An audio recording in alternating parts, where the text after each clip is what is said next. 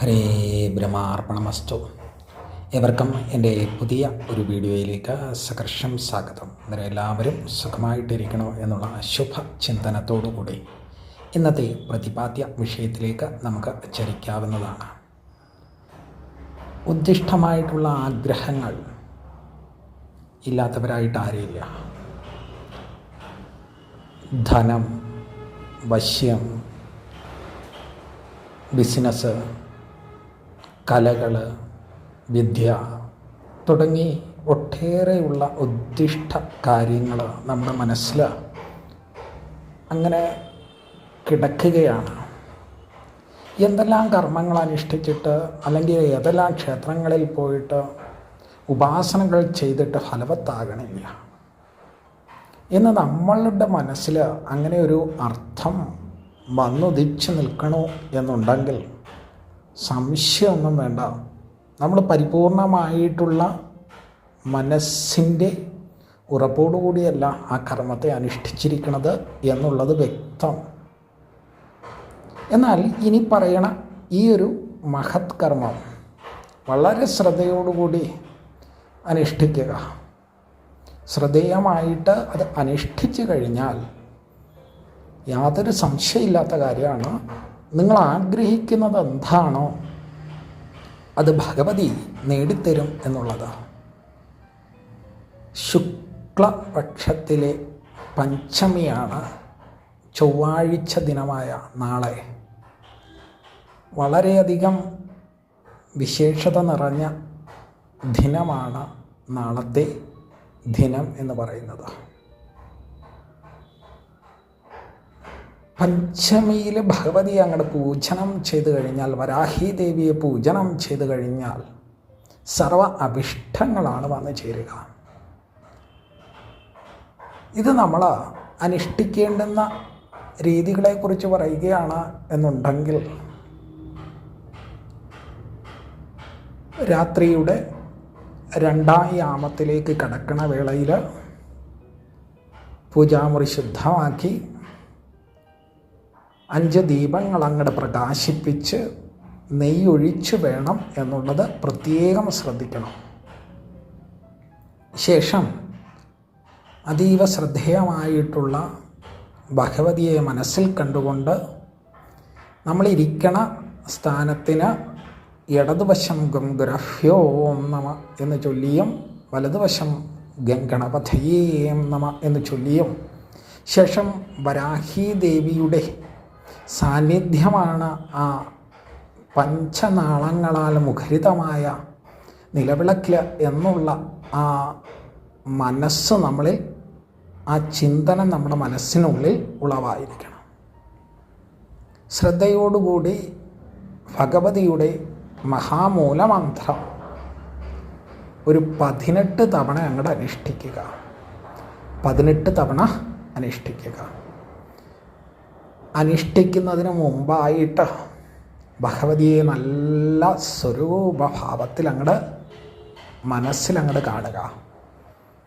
വരാഹി ദേവിയെ മനസ്സിലങ്ങോട്ട് കണ്ടുകൊണ്ട് 34 കരിവള ഭഗവതിക്കൊരു തൂശനലയില അങ്ങോട്ട് നിലവിളക്കിന് ചുവട്ടിലായിട്ട് സമർപ്പണം ചെയ്തുകൊണ്ട് വേണം ഈ സംഖ്യാവിധാനത്തിൽ മന്ത്രം ഉച്ചരിക്കുവാൻ.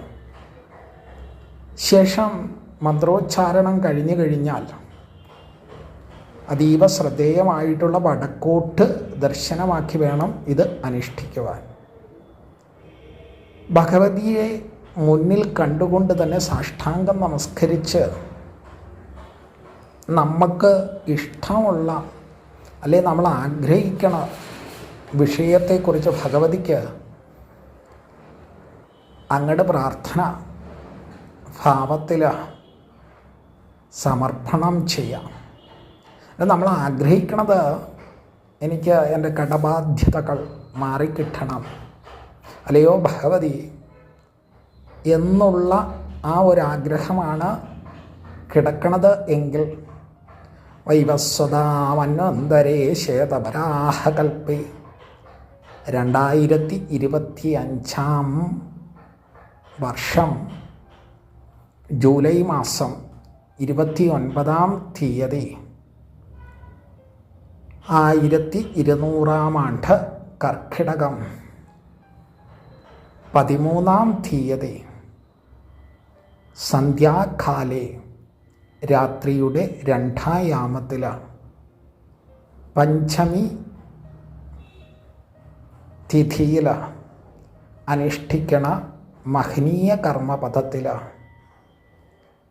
എനിക്ക് എൻ്റെ കുടുംബത്തിൽ ഐശ്വര്യമുളവാകുവാനും കടബാധ്യതകളിൽ നിന്ന്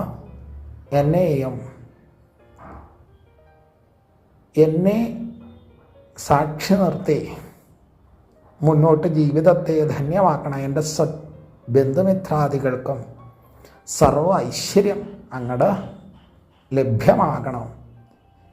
ഈ പ്രകാരത്തിൽ അങ്ങട് അനുഷ്ഠിക്കുക.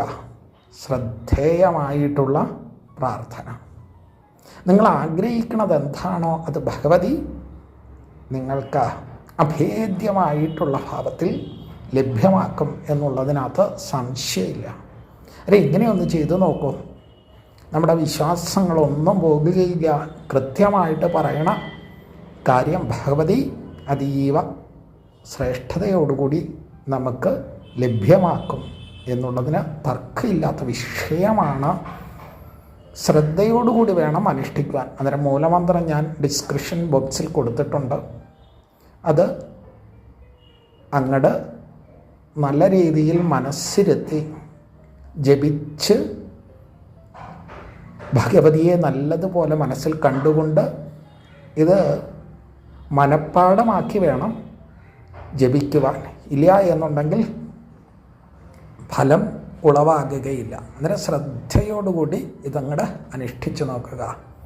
പെട്ടെന്ന് തന്നെ ഫലം നമ്മളിലേക്ക് വന്നു ചേരും. ശ്രദ്ധേയമായിട്ടുള്ള ഈ വീഡിയോ ഏവർക്കും ഇഷ്ടമായി എന്ന് കരുതുന്നു. ഇഷ്ടമായവർ മറക്കാതെ ചാനൽ സബ്സ്ക്രൈബ് ചെയ്യുക. അതേപോലെ തന്നെ വീഡിയോ ലൈക്ക് ചെയ്യുക. തൊട്ടടുത്തുള്ള ബെല്ലൈക്കൺ കൂടി എനബിൾ ചെയ്ത് കഴിഞ്ഞാൽ ഞാനിടുന്ന വ്യത്യസ്തങ്ങളായിട്ടുള്ള വീഡിയോകൾ നിങ്ങൾക്ക് നോട്ടിഫിക്കേഷനായി വന്നു ചേരുന്നതാണ്. അന്നേരം മറക്കാതെ ശ്രദ്ധയോടുകൂടി ആചരിക്കുക. അടുത്ത മറ്റൊരു ശുഭ വീഡിയോയുമായി വരും വരെ ഏവർക്കും നന്ദി, നമസ്കാരം.